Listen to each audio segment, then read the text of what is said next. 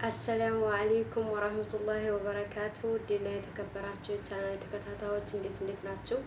እኔ ሰላም ነኝ አልሐምዱሊላህ ረብል ዓለሚን። በጣም ተጠፋፍተናል። አይ ነው ግን አንዳንድ ነገሮችን በሚዲያ የማያቸውን ለኛ በተለይ ስደተኞች እንጠቀምበታለን ብዬ አስባለሁ ማለት ነው፣ ከኔው ጀምሮ ማለት ነው። እና አንዲት እህታችን ዴዚ የምትባለው ቲክቶከር ማለት ነው፣ እሷን ያጋጠማት ነገር በጣም ነው የሚያሳዝነው ማለት ነው። እና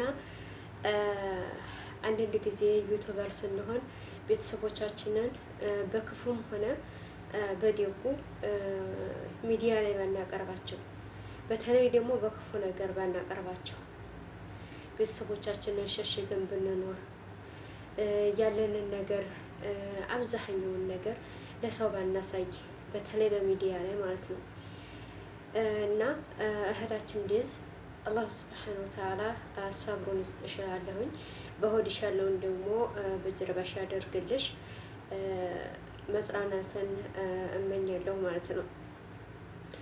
እንዲህ እህታችን ዴዝ ብዙ ሰዎች አሉ ቤተሰቦቻቸውን በሚዲያ ላይ የሚሳደቡ ያልሆነ የሆነውን እያመጡ ሚዲያ ላይ የሚያሰጡ አሉ፣ የቤተሰቦቻቸውን ገበና ማለት ነው። ግን ሞት ሲቀርማቸው ጸጸቱ በጣም ከባድ ነው የሚሆነው። ያን የተናገሩን ነገር ተመልሶ ወደ ሆዳቸው አይገባም። አንዴ ሰው ሰምቶታል። እነዛ ሰዎች ልባቸው ተሰብሯል፣ ቅስማቸው ተሰብሯል። አፉ ሳይባባል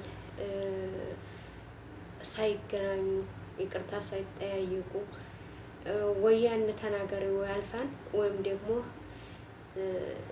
ያንን ስሜት የደረሰበት ስሜቱ የተጎዳ ሰው ሊያልፍ ይችላል ማለት ነው። እንደዚህ ከመድረሱ በፊት የምናወራውን የምንናገረውን ነገር እየተጠነቀቅን ብናደርግ እላለሁ ማለት ነው። እህታችንን ያጋጠማት ችግር ይሄን ነው።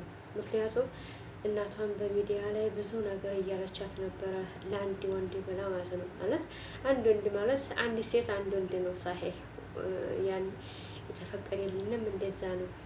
ቢሆንም ግን ከእናት በላይ ከቤተሰብ በላይ ማንም የለም። ቤተሰቦቻችንን ስናከብር ነው ያ ወንድ የሚያከብረን። እሷ ስትከበር ነው ባሏ የሚያከብራት፣ የባሏ ቤተሰቡ የሚያከብራት ማለት ነው። እና ቤተሰቦቻችንን አሳልፈን እኛ በውስጣችን የምንይዘው ያኔ ሰውና ሰው አይጋጭም አይደለም፣ ይጋጫል። ግን በውስጣችን መያዝ አለብን። ለባልም ሆነ ለፍቅረኛም ሆነ የቤተሰቦቻችንን ገበና እንኳን ለሚዲያ አይደለም መናገር የለብንም ማለት ነው። የሆዳችንን በሆዳችን አድርገን የቤተሰቦቻችንን ችግር የሚፈታ ከሆነ መፍታት፣ አለበለዚያ ደግሞ በሰላማዊ ነገር መራቅ ይሻላል ማለት ነው እንጂ እንደዚህ በሚዲያ ይህንን ታደርግ ይህንን ይቅርታ ትበል እከሌ ታሸማግላለች። የዩቱብ ሽምገላ ምንድን ነው?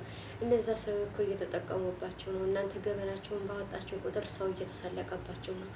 እና የቤታቸውን ገበና በዩቱብ ባታወጡት፣ እንደዚህ ገላቸውን ባታረክሱ፣ ቤተሰቦቻቸውንም ባታረክሱ፣ ባታሰድቡ። ብዙ ሰው እየተጣላ ያለው የቤተሰቡን ገበና እያወጣ ነው። ተበላው ካለች ለቤተሰቦቿ ለካ የምትሄደው ፍርድ ሸንጎ ይመስል ከዛው ቤት ነው ማለት ነው።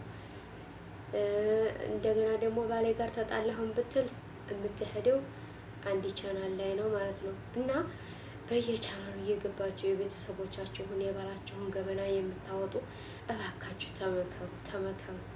እነዛ ሰዎች ጋራ በውስጥ ብትጨርሱ ታሪፍ ነው እላለሁ። የእናንተ ቤተሰቦች ገበና ስለወጣ እነዛ ሰዎች ቁጭ ብለው የእናንተን ሂስትሪ እያዳመጡ ገንዘብ ይሰሩባችኋል። እናንተ ቤተሰቦቻቸውን አጋጣችሁ ግን በኋላ እንመለስ እንኳን ብትሉ የማትመለሱበት ያኔ ምንድን ነው የሚባለው እርግማን፣ አባትም ሆነ እናትም ሆነ ሌላም ሰውም ሆነ አንዳንድ ሰው ከተናገረው ጠብ የማይል አለ ማለት ነው። አላሁ ሱብሓነሁ ወተዓላ ዱዓውን የሚቀበለው እነዛ ሰዎች ቀልብ ካደረጉባቸው አጋጣሚውን ሊጠቀም ይችላል። ጊዜያቱ የከፋ ነው ማለት ነው። አፉ ተባብሎ እንኳ የሚገጥመንን ነገር ማናውቅ ገና በፊት ለፊታችን ነው ያለው። ብዙ ርቀት ያለብን ሰዎች አለን፣ ጥያቄ ያለብን ሰዎች ነን። ያንን እያሰብን እንሰራ፣ ያንን እያሰብን ብንናገር ነገ ልጅ አለው በልጅ ይደርሳል ብሎ ማሰብ አለብን ማለት ነው። እና ውድ እህቶች ወንድሞች ላይ የምትሰሩ ቤተሰቦቻቸውን በገበናቸውን በውስጥ ያዙት፣ ብትበደሉም እንኳ ማለት ነው። በደልን አንተ ከተበደልክ በደልን የሚከፍለው አላህ ሱብሃነሁ ነው እንጂ አላህ ሱብሃነሁ ተዓላ ነው እንጂ ሌላ ሰው አይደለም ያንተን በደል የሚያስመልስልህ ማለት ነው። እና የቤተሰቦቻችንን ገበና በውስጣችን እንያዝ እላለሁኝ። የመጣ የሄደውን ብናወራው ምንም መፍትሄ የለውም። ብዙ አወራሁባችሁ። ዙሮ ይጠቅማችኋል ብዬ አስባለሁኝ። ከጓደኛ መምረጥ ጀምሮ ጓደኛቸውን የምታወሩት ምንድን ነው? ስለ ቤተሰቦቻችሁ ሳይሆን ስለ ራሳችሁ ህይወት ራሱ አውርታችሁት የማይሳካላችሁ ልጆች ትኖራላችሁ ብዬ አስባለሁ።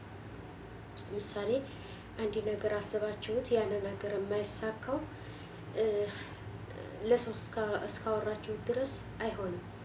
እኔ ብዙ ነገር እያጋጠመኝ ነገር አለ። ለጓደኛም ሆነ ለምንም ሆነ ለቤተሰቦቻችሁ እንኳን ይህንን አቅጃለሁ ይህንን ላደርግ ነው ብትሉ አንዱ ጥሩ ቢያስብ አንዱ ጥሩ አስብም እና ካደረጋችሁም በኋላ ያንን ነገር ብትናገሩ ገና ሳትሰሩ ሳትተገብሩት ያንን ነገር መናገር ማለት በቃ ለሆነ ነገር አሳልፎ መስጠት ማለት ነው። እና የምንይዘውን እየያዝን የሚወራውን እያወቅን እንስራ እላለሁኝ። ሰላማችሁ ብዝት ይበልልኝ። ኮፒ ሊንክ እያደረጋቸው አበረታቱኝ። ቻናል ይወድቋን ሰብስክራይብ አድርጉኝ። ይኸው 1 አመት ሆነ 1000 እንኳን ሳይገባ እና ማበረታታችሁን አትርሱ። ሰላማችሁ ብዝት ይበልልኝ። አሰላሙ አለይኩም ወራህመቱላሂ ወበረካቱ።